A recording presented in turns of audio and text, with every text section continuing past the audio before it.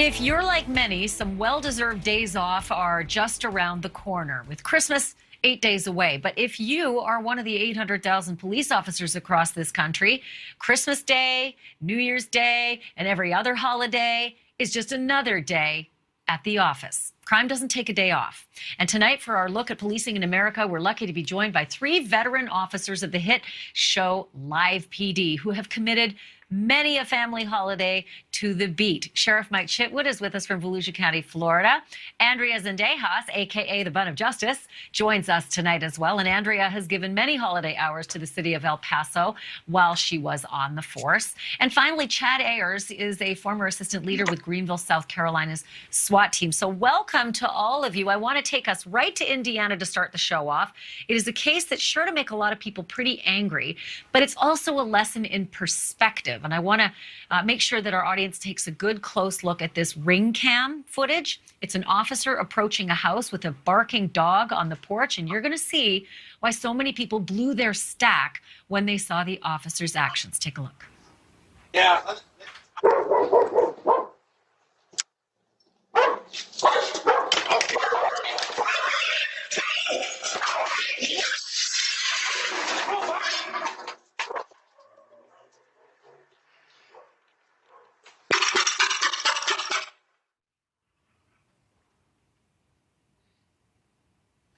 Well, that is pretty disturbing, without question, when you hear the dog yelping in pain. And as you can imagine, a lot of people were calling for this officer to be charged with animal cruelty. It got so bad, in fact, that the Terre Haute, Indiana Police Department had to release the following body cam video publicly to give a little bit more perspective to that very situation. Take a look.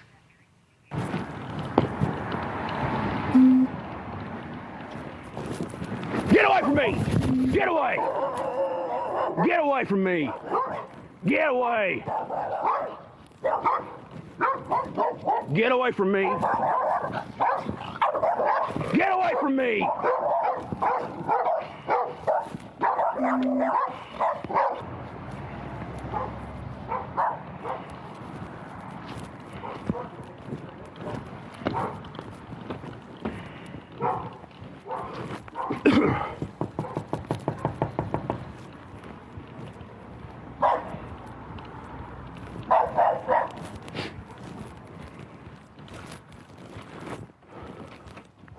These are not your dogs, are they? Okay. Yeah, I know they're pretty aggressive. So, all right, thank you, ma'am. Yeah, oh, you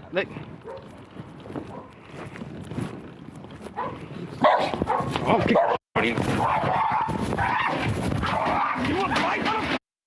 You want to bite? Okay, so a little bit different there, and I think it's important to know the reason the officers were called in the first place, because the owner's aggressive dogs, plural, had been menacing the neighborhood. So Sheriff Chitwood, it's really incredible, isn't it, when you see one small clip and how you can imagine it just sends people, you know, into the stratosphere of anger. But then when you see what the officers were dealing with, they'd been attacked a few times by these dogs, and it was the reason they were called out in the first place. Is this something that you are, dealing with a lot lately? Small clips, big reactions? Yeah, Ashleigh, thank you for having me on tonight. And exactly, the media, we released the full body camera footage, and it's more easy or prevalent for them to release that 5-second little clip to get what they want out of the ratings and move on. When in reality, when you look at the big picture, you get to see exactly what happened. You understand why the officers reacted the way they did. Obviously, this police department is conducting an internal investigation. They'll check into policy violations. But I caution Americans, please, when you see that little clip, realize there's another 10 or 15 minutes that the media is not showing you. They're not showing you that for a reason. Yeah. So ANDREA ZENDEJAS, when you're on the beat, I'm sure you've come across the aggressive dog situation. There must be a protocol for it, because I sometimes wonder if, dogs protect owners' homes too. So what's the officer supposed to do? Well, that's true. It really depends on the department's policy as well. I mean, of course, we're not there to really injure any animals or anything, but I know that it's happened, I'm sure. I personally never had any problems with animals for some reason, so I'm not. Wow, I don't have lucky much you. to say about that. That's amazing. So, Chad, jump in there and tell me a little bit about it, because I do think that could be a real shock to officers. And, you know, you're either going to use your foot or you got to use something else that could be more deadly.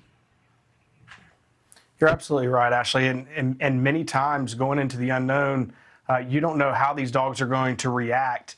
And I thought that, you know, that officer used great restraint. He went to the house next door to try to see what was going on. But, you know, he very well could have, you know, articulated using, you know, deadly force or using his firearm, you know, to get that aggressive dog off of him. So, like you just said, that short clip at the beginning that went out first, absolutely anyone's going to, you know, get their stomach turning off of that. But when you see the big picture here, that's an aggressive dog trying to bite the officer, and I thought he did a great job. Yeah, so it should be noted as you're watching this that the owners were not home at the time this happened, but when they did get home, they were cited with 6 counts related to the dogs being loose. And of course, if you have an aggressive dog, you can't have the dog loose. Again, the reason they were being called was because of aggressive dogs menacing the neighborhood. Okay, I'm going to move on. If you've never heard the name Kim Potter, chances are you know her name now. She is the former police officer from suburban Minneapolis who fatally shot a 20-year-old man last April when she pulled her gun instead of her taser. After Daunte Wright died, Kim Potter was charged with manslaughter, and she's currently on trial. Here is some new body cam footage of Potter in the immediate aftermath of the shooting. Take a look. I just shot him. Yes! I grabbed the wrong gun! I shot him! Oh my God! Oh my God!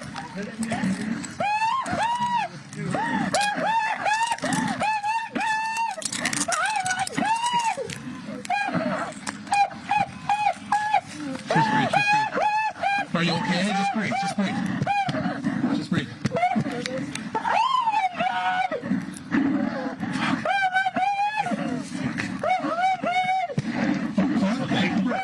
Just breathe.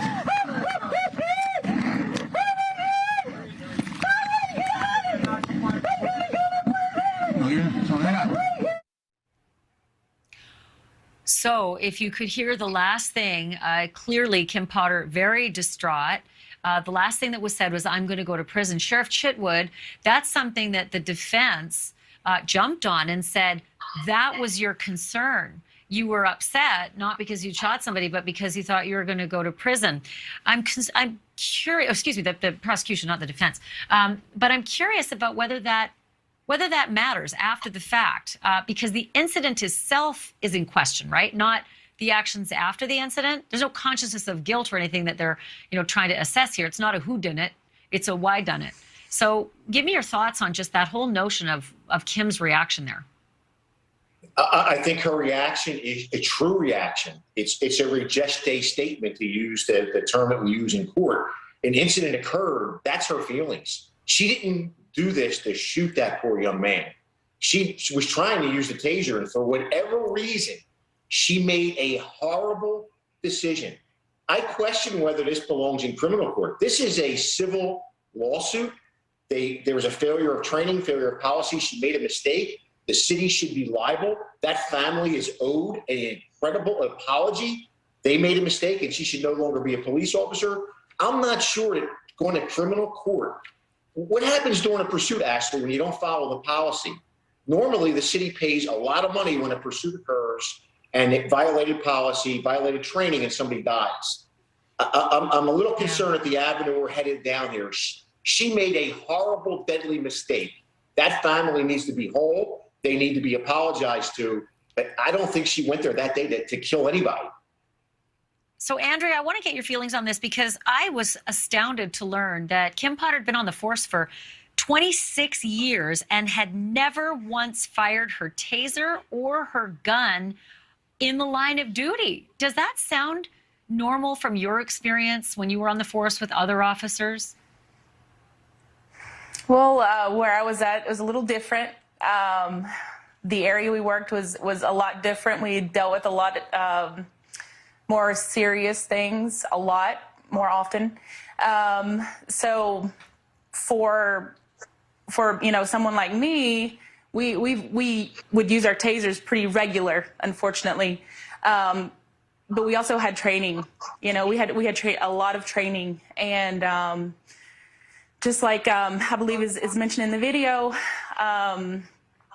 the dominant side is for the firearm, and then the non-dominant is for the taser, and that's how we were trained. And of course, you don't know what you're going to do in a situation like that, especially if you're not used to maybe using those tools. It's a very unfortunate situation. I'm going to get Chad to jump in too on this, because Potter had just recently been trained on this new taser.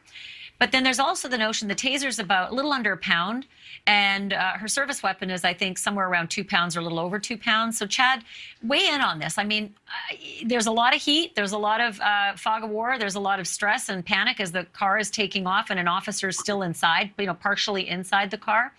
But that kind of a mistake, I mean, a lot of critics are saying, are you kidding me? There's so much that's different. The taser's on the left side of the body, the service weapon's on the right side of the body. How do you make that mistake?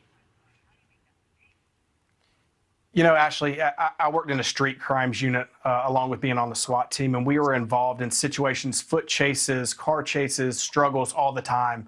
And what a lot of people don't understand is that tunnel vision and the stress. Everyone reacts differently to stress. And so when that heart's pumping 1,000 miles a minute, I do not see any type of intent whatsoever. Officer Potter, in the heat of the moment in the battle, unfortunately grabbed her firearm instead of her taser. I promise you, when the prosecution is looking at, well, this weighs this much and this weighs that much, during a struggle, you're not thinking about, does this weigh the same as my taser or whatever. It was a horrific thing. And like Sheriff Chitwood said, it all goes back to training and repetitions and practicing on all your available weapons that you have on you.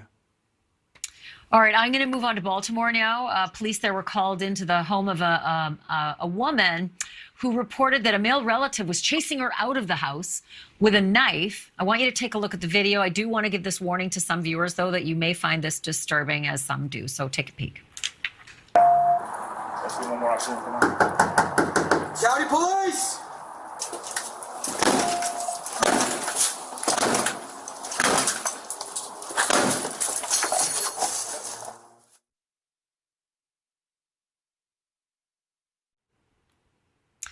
All right, so as you watch, unfortunately what happens is that there is, and I think you're about to see it, hopefully. I hope we've got this part on tape, and you're supposed to hear it too, that somebody does come charging out of that door. Hold on a sec. There's the guy, you can see him. Let's put the sound up. Oh, I think that, I think their body cams went quiet here. So ultimately, here's what happened here. They announced themselves. They actually they follow him in. At one point, they use bean bags on him, right? That doesn't work. Then they use the taser. He never puts the knife down. This whole time that they're following him, he never puts this knife down.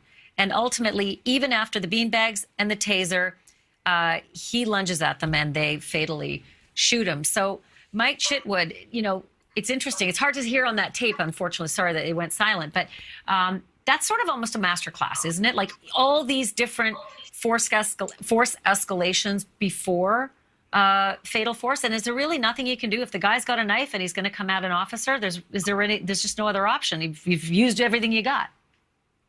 Ashleigh, I have to confess here, I have a very sympathetic heart to the Baltimore Police Department. I serve on a panel with the Baltimore Police Commissioner, Michael Harrison, who has put de-escalation, the sanctity of human life, less lethal at the forefront since he became the commissioner there.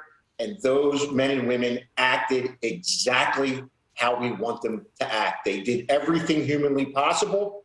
And I think it's also important to note that he did kill one of the occupants of that house with that knife. Yeah, we should note here that it's an awfully nice looking house. Unfortunately, what you don't see is in the garage, there was a dead body. It was the suspect's own mother. Cause of death, trauma to the head of the woman. We don't know if it was the mother that called the police But what we can say is that the police body cams didn't catch any other female family member, or family member for that matter, on any of these body cam videos. So we are assuming that the dead person in the garage, sadly, was the mother who had called the police. But again, all we can say is what we saw on that body cam. But quite tragic for everybody involved. All right. There is an old saying in police work that nothing is routine on the beat. And case in point, officers assisting in the aftermath of a bad car accident. But all of a sudden, weapons are drawn and things go sideways real quick. This happened in Nashville. Take a look.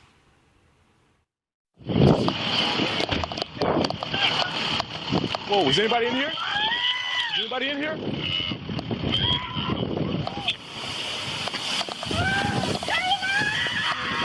I got him.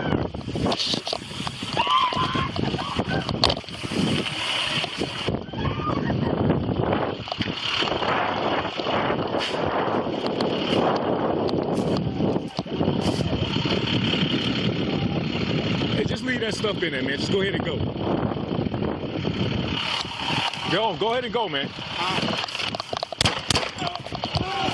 Stop! Stop! Stop! I know. Just stay down. Stay down. Oh my God. Oh. Stay down. Oh.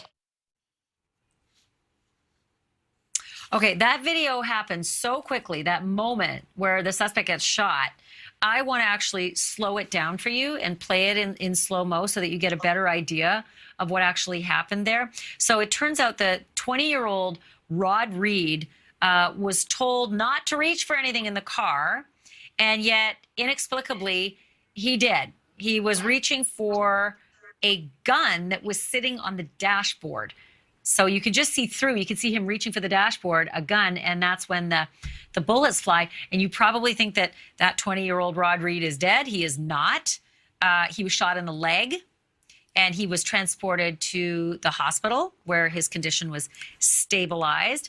But, you know, again, Chad Ayers, that's the kind of thing where you think you're there helping, and suddenly it turns out to be a dangerous situation. How often does a vehicle rescue, a car accident rescue, end up being something like this? Not very often at all. I mean, I think back on my career, but what you just said earlier, Ashleigh, about how something so routine on a daily basis can turn on a dime just that quickly.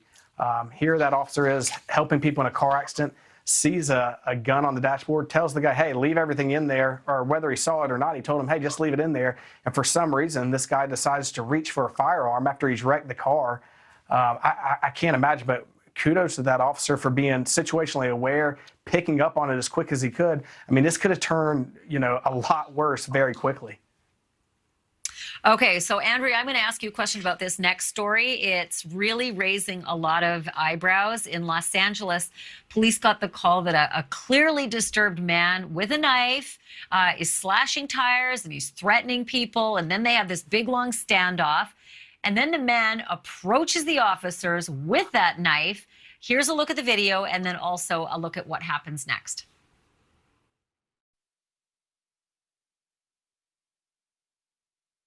No, don't. Just drop it. Drop the knife. Drop the knife. I'm going to beanbag him if he walks any closer to me. Drop the knife. Hold on. Milton, drop it. Milton, we're here to help you.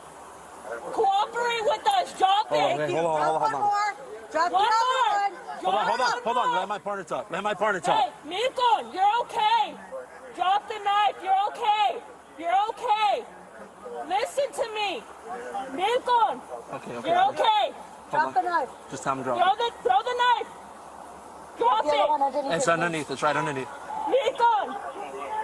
Drop the knife. Milcon. No. Oh, no, that's right. Drop the knife. Drop the knife. Drop the knife. Okay, look. God's on your side, man. Just put the knife down. Hey, Hey, put the knife down. Back up. Back up. Okay, so ANDREA ZENDEJAS, he would not do anything that he was being asked to do. Drop the knife, everything's gonna be okay, God's on your side, everything. I have this question for you, though. It sounded very chaotic to me. There were a lot of officers there. Isn't it better just to have the one, like that one officer kept saying to the female officer, just hold on, stop, let the other guy talk. And the other guy, I think, was speaking in Armenian. Isn't it a better plan when you have somebody so disturbed, just have one person talking them off the ledge?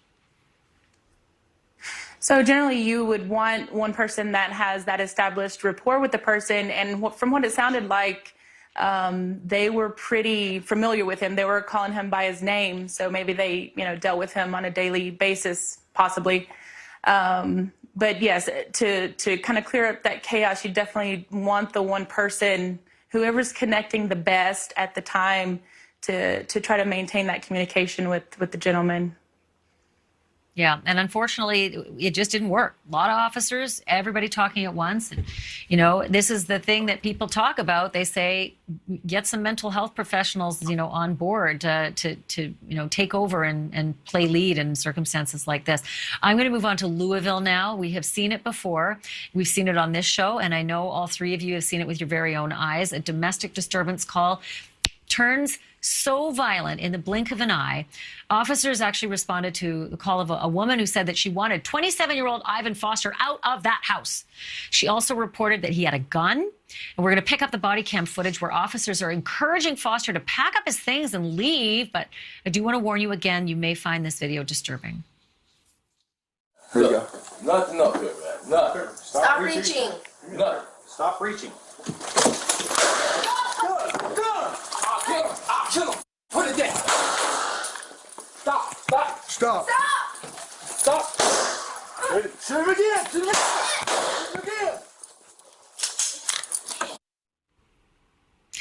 So, Sheriff Chitwood, it's hard to see it, but, that guy, he was able to get off a shot first at the cops. And luckily, just out of complete happenstance, the bullet hit the cop's radio on his service belt.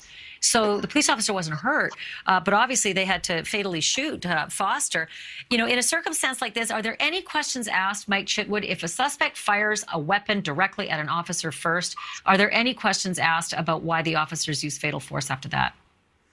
Obviously, we asked the question, but it's an obvious answer. We have a right to defend our lives. And once you produce that firearm and you shoot at us, you can expect that we are going to return fire, and we're going to return fire in volume. Two of the deadliest things that we do, Ashleigh, and you know this, are car stops and domestic violence, because we walk in blind. We don't know what the occupant of that car is doing. Domestic violence, we don't know what this guy wants to do to get away. And obviously, here we see what had happened. Thank God those officers are spending Christmas with their family. Well, and I'm here to say, Merry Christmas to you guys, and I hope you all three have a wonderful holiday with your families. You deserve to go home at nights as well. Even when you're off duty and you're doing another job, you still deserve to go home every night. Thanks, guys. Appreciate it. Thank you for watching. Click the red subscribe button below so you can get more of NewsNation's fact-driven, unbiased coverage.